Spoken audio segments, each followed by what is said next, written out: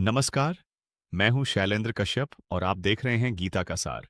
पिछले भाग में हमने देखा कि कुरुक्षेत्र की भूमि पर अर्जुन अपने सामने पितामह भीष्म, गुरु द्रोण और अपने परिजनों को देखकर मोह और करुणा से घिर जाते हैं। उनके मन में कर्तव्य और भावनाओं का भीषण युद्ध छिड़ जाता है। और अब आता है श्लोक 9। संजय उवाच एव मुक्त्वा हृषिकेशम गुडाकेशः परंतप न योत्स्य इति गोविंद मुक्त्वा तूष्णीम बभूवः। अर्थ, संजय कहते हैं, हे राजन, शत्रुओं का दमन करने वाले अर्जुन ने इंद्रियों के स्वामी श्रीकृष्ण से हे गोविंद, मैं युद्ध नहीं करूंगा, ऐसा स्पष्ट कहकर पूर्णतः मौन धारण कर लिया। यहां अर्जुन कोई कायरता नहीं दिखा रहे थे। समस्या बाहरी युद्ध की नहीं, उनके भीतर के संघर्ष की थी।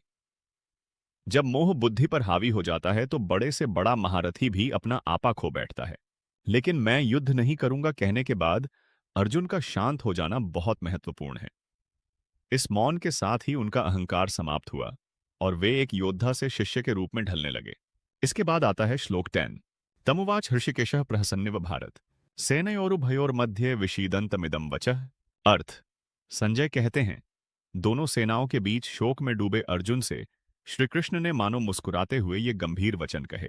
जरा सोचिए, जहां दोनों ओर सेनाएं युद्ध के लिए तत्पर थीं, वहां श्रीकृष्ण की यह मुस्कान अर्जुन का उपहास नहीं थी। यह उस ज्ञानी की शांति थी जो जानता है कि अर्जुन का दुख केवल क्षणिक अज्ञान है।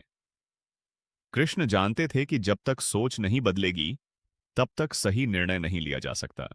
हमारे जीवन में भी जब परिस्थितियां कठिन होती हैं, तो समस्या से बड़ी हमारी सीमित दृष्टि बन जाती है।